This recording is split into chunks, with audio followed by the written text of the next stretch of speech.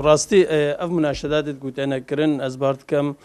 اساس او بهك ام مناشده نفسها خبكن يعني وقت اداره شنغال الهفدي اكتوبر 2017 شنغال تشول كري وهتا رجع او فناغريان خو حساب كريم سلايان كي سياسي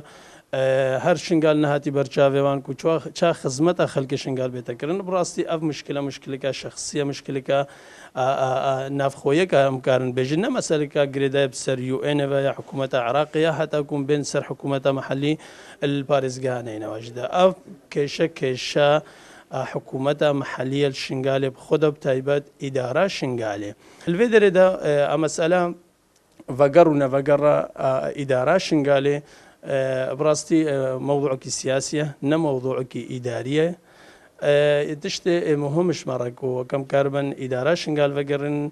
هرجار ما تأكيد كرا مسألة دو شرعيات هنا الفي موضوع إذا شرعيتك شرعية حكومي يا شرعية قانونية كم بيجن شرعية قانوني الدستي أنجماني قضاء شنقالي دادمينيك أو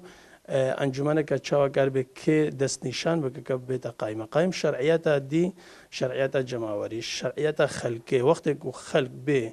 ورد اداري بك رد شخصي معين بك الاداري ده بجمان الديدنامه ده او بكو اف ليانه سياسيه كو اف شخص كاستجابش خلقي ربك حتى يعني شغل اداري بشكل درستي بريباتشي يا دي نقطة هرمهم أو خلق ميت شنغال يكونها جي خود شنغال دقرتين أو محاولة بكن استقبال أنجمان قضاء شنغالي بتكرين لأنه شرعية الدستي أنجمان ده هتاكو أو أنجمان فقري وقرب الشغل خوي قانوني وشرعي بريفابه